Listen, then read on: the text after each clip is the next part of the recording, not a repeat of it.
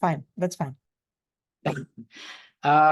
Thank you, Maria, for the introduction. And in my today lecture, I will not be talking about scientific results. I will be talking mainly about two methods, transmission electron microscopy and dynamic light scattering. And the main motivation of my talk today comes from the fact that in a variety of papers, authors reported discrepancy between dynamic light scattering and EM data. And since I'm working in this area for more than 25 years, I usually, when I see the results and when how people are justifying the discrepancy, one of the most classical explanation for such of a discrepancy is TM requires you to observe your sample in a dry state, whereas TLS allows you to observe the sample in a solvated state. Well, I don't remember how many times I saw this particular paragraph in papers. And if you will ask me if it's true, well, my answer is it might be true in some exceptional cases, but my more than 25 years experience with dynamic light scattering is basically tells me that the main reason for the discrepancy between DLS and TM data comes from two sources. And the first source of discrepancy is based that some of the DLS instruments, they look very simple.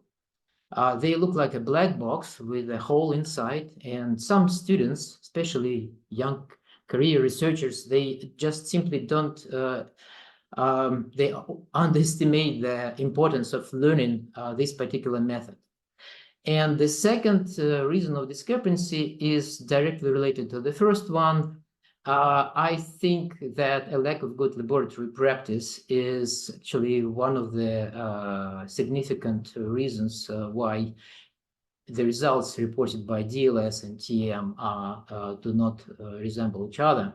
So in today's lecture, I will mainly will be talking about practical hints to the audience that I would like to give just to help you to analyze better dynamic light scattering and transmission electron microscopy results. So since I'm doing DLS for 25 years, and more importantly, I'm working with students who are in charge of dynamic light scattering experiments, I actually, for a significant period of time, I was desperate because I was explaining to the students once again and again how to do it properly. And because of the desperation, we recently published a focus paper together with Vitaly Futoriansky and people in Russia and in Finland, where we're trying to provide a direct roadmap how to correctly measure the dynamic light scattering and how to compare it with the transmission electron microscopy results. So in next few slides, I will try to give a very broad, very brief overview of the dynamic light scattering. And to start with, I have to say that dynamic light scattering is based on intensity of scattered light. It measures the fluctuations of intensity. And the intensity of scattered light could fluctuate because of many reasons. And here I would like to mention that it could be the rotational diffusion of rod-like nanoparticles. It could be some internal motion of long polymeric chain. It could be some gel mesh size, let's say breathing, and could be high dynamical modes.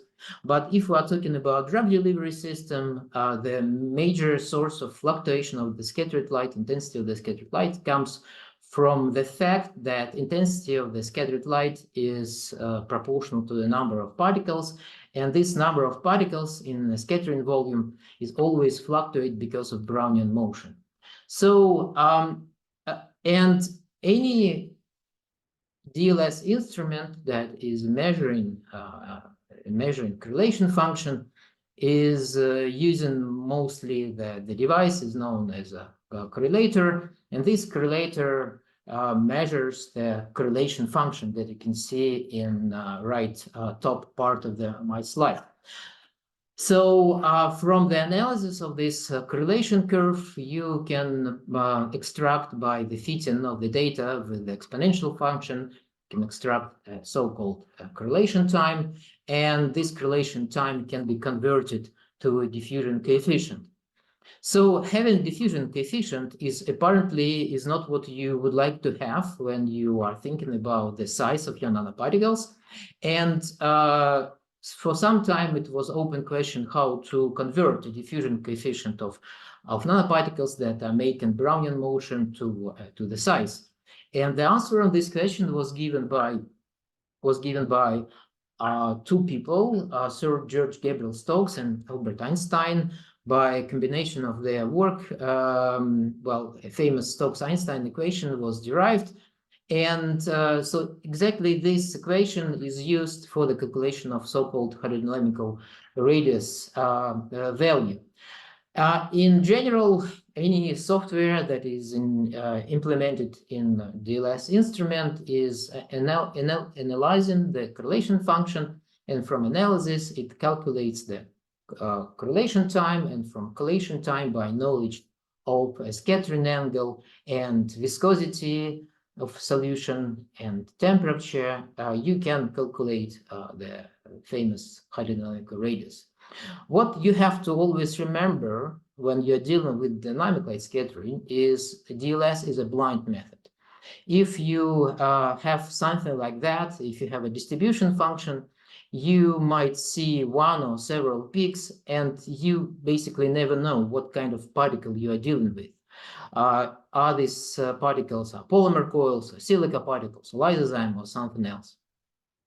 And at the end of this part of my talk, I would like to give you some take-home messages. If you are not very familiar with the DLS, only correlation function is measured in the DLS experiment. And this hydrodynamical radius value is calculated. It's not measured.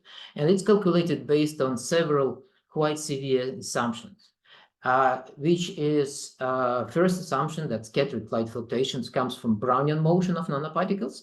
That might be true if you are working with drug delivery system.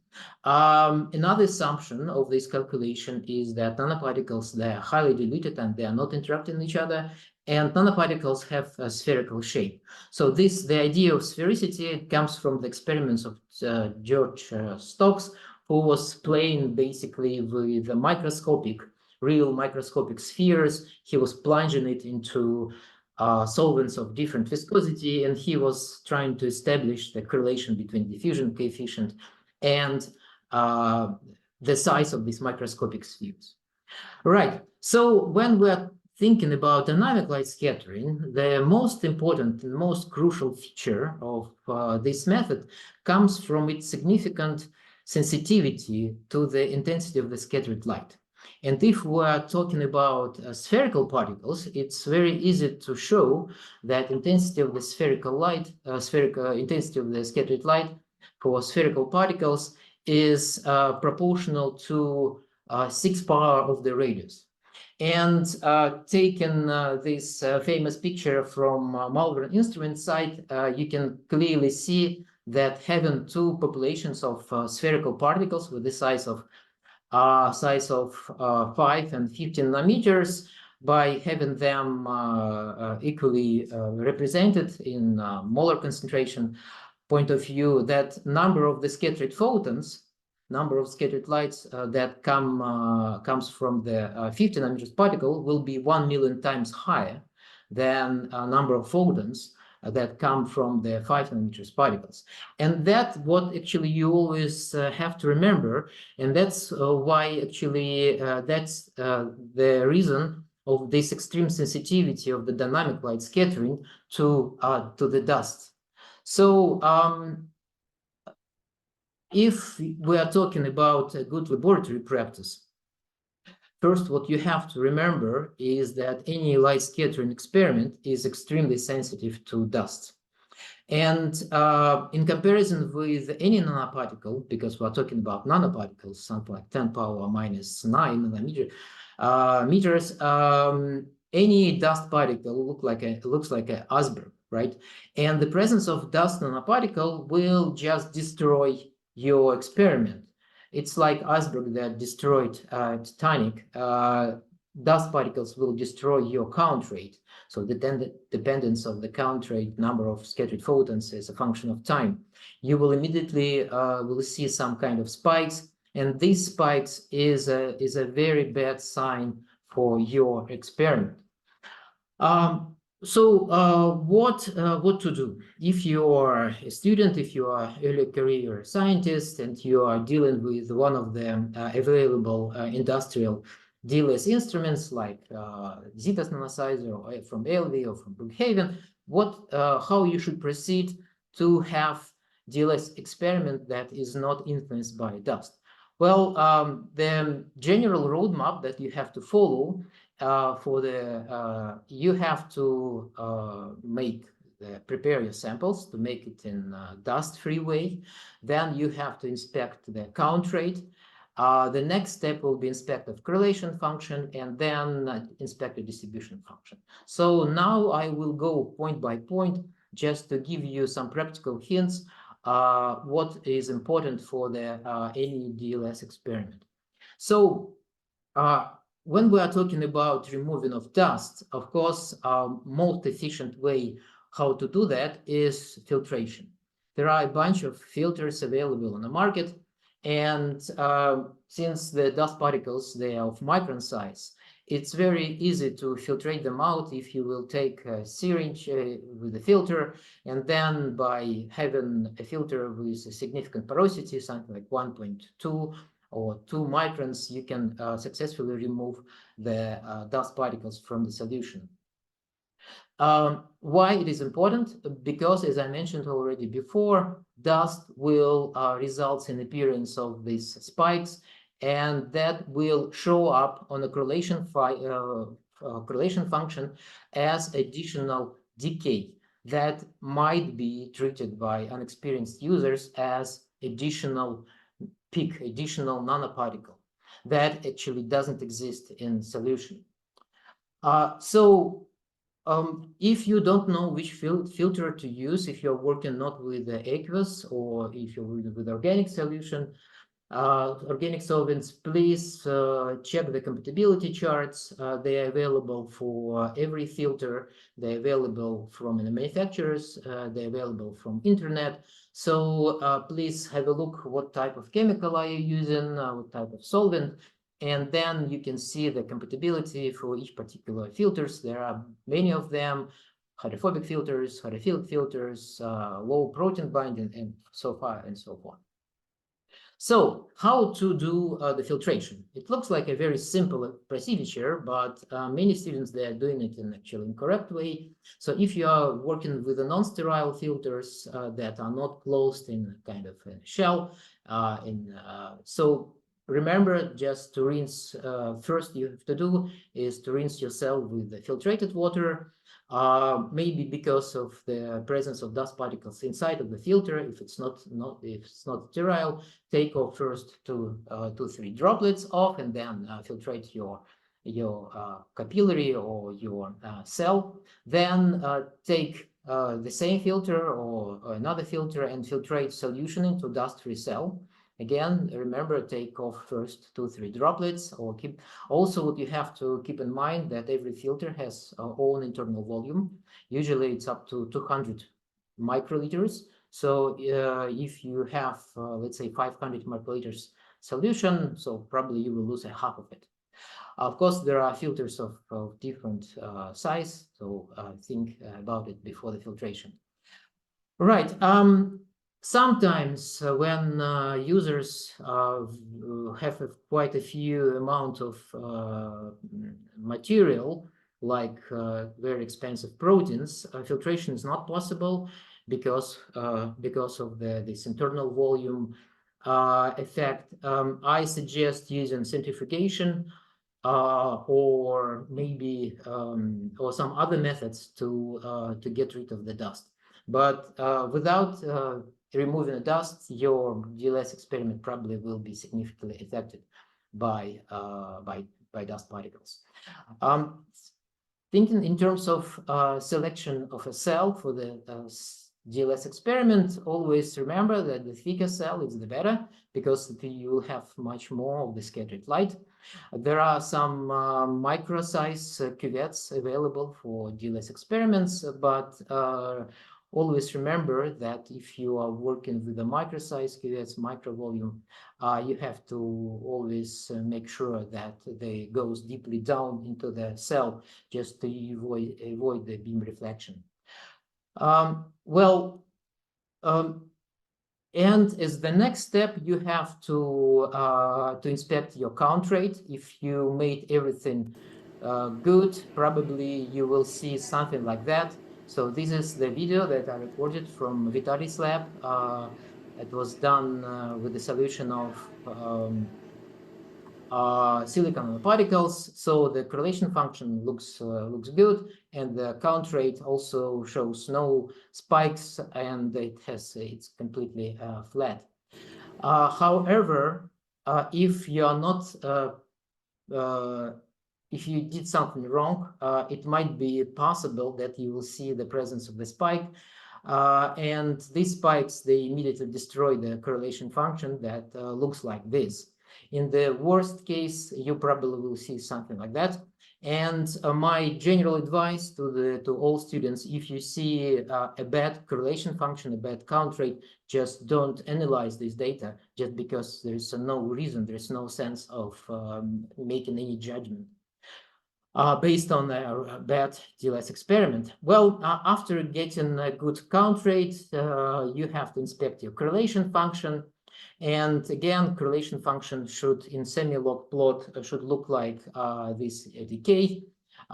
Presence of dust will destroy your correlation function. You will see kind of a step at high time range.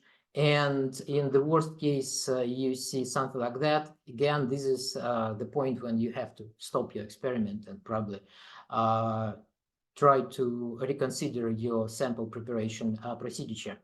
Well, some of the instruments, they have a very sophisticated tools that you can use to assess your quality of your data in ZetaSizer. It's not advertising, but just in ZetaSizer, I suggest to the unexperienced users to check the measurement quality report. It has a lot of parameters that you can actually consider how to improve the quality of your DLS data. And at the end, if you made everything good, if your correlation function looks smooth, not like in this case, you have to proceed with the analysis of your DLS data.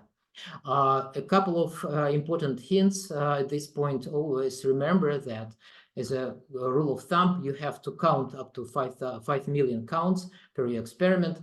So in this case, you will have a very smooth correlation function.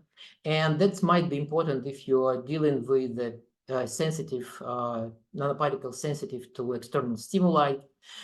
If you are not precautious enough, you might see some artifacts. So this slide shows an example when people reported light-sensitive nanoparticles, and that they form some kind of micelles, and without light switched on, they report the size of the some entities with 1 angstrom. That is apparently rubbish.